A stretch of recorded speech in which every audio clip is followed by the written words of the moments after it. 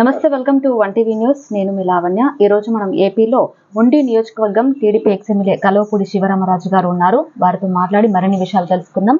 ప్రచారంలో ఎలా పాల్గొంటున్నారు, ఎలా సాగుతుంది వాళ్ళది అనేది మనం మరిన్ని విషయాలతో శివరామరాజు గారితో మాట్లాడి విషయాలు తెలుసుకుందాము. నమస్కారం. నమస్తే.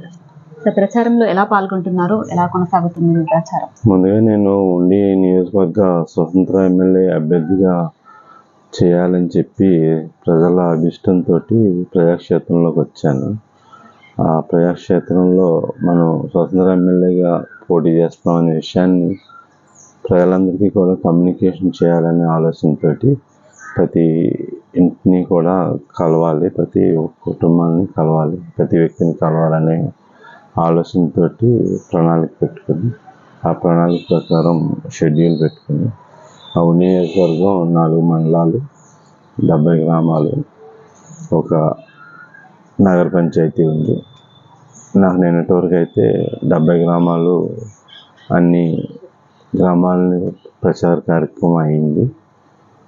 అలా ఈరోజు నగర పంచాయతీ ఉంది. ఈ 4 డేస్లో నగర పంచాయతీ క్యాంపెయిన్ అవుతుంది. ప్రధానంగా ప్రతి ఇంటికి కూడా వెళ్ళి నేను ఇలా ఇండిపెండెంట్ అభ్యర్థిగా పోటీ చేస్తున్నాను విషయం జనాలకి కమ్యూనికేట్ చేసి కలిసి అప్పీల్ చేయడానికి క్యాంపెయిన్ చేస్తున్నాను. ప్రతి చోట ఈ సోషల్ మీడియా వల్ల 90% పీపుల్కి ఆల్రెడీ నేను ఇండిపెండెంట్ కింద పోటీ చేస్తున్నాననే విషయం కమ్యూనికేట్ అయింది. నేను వెళ్ళటం ద్వారా ఇంకా పూర్తిగా 100% మనం పోటీ చేస్తున్నాము స్వతంత్ర ఎమ్మెల్యే అభ్యర్థిగా అనేది కమ్యూనికేషన్ అయింది.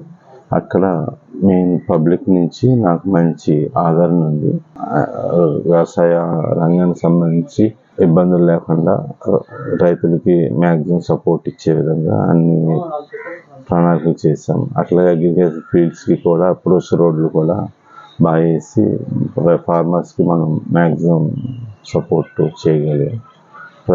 రైతుల్లో ఒక నమ్మకం ఉంది. అట్లాగే మా ప్రాంతం అంతా కూడా ఆక్వాకల్చర్ ఎక్కువ, ఎందుకంటే షీషోర్ ఏరియా కాబట్టి దాంతో మేము ఆక్వాని కూడా బాగా ప్రమోట్ చేసాం.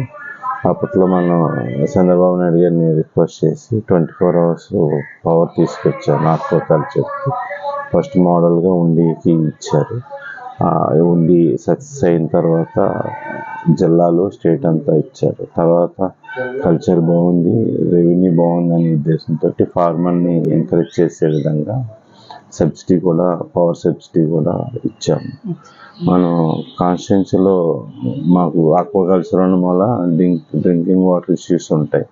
ఆ ఇష్యూస్ ఉంటాయి కాబట్టి నేను డోనర్ సపోర్ట్ తోటి ప్రతి విలేజ్లోని RO ప్లాంట్లు పెట్టించాను ప్యూర్ వాటర్ ఉండాలని.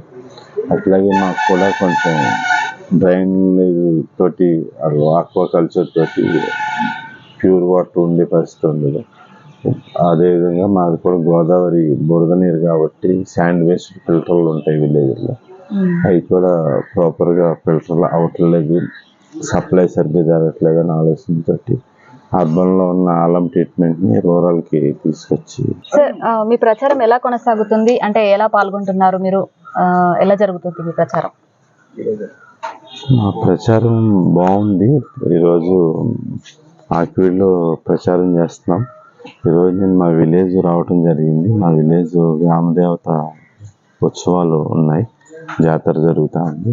అమ్మవారిని దర్శనం చేసుకోవటానికి వెళ్తున్నాను. అమ్మవారిని దర్శనం చేసుకుని మొత్తం ఆక్వీడ్లో ఈరోజు ప్రచారం జరుగుతుంది. ప్రచారం జరుగుతుంది. మీకు ఎలా అనిపిస్తుంది ఇది ప్రచారంలో పాల్గొంటుంది? ప్రచారం నేను సిన్సియర్గా చేస్తున్నాను. నేను కంటెస్ట్ చేస్తున్నాననే అప్పీల్ ప్రజల్లోకి తీసుకెళ్తున్నాను. అది ఇంకా 4 days ఉంది. 4 daysలో పూర్తిగా కంప్లీట్ అవుతుంది. అది అయిన తర్వాత మిగిలిన యాక్షన్ ప్లాన్ ఉంటుంది. Okay, thank you sir.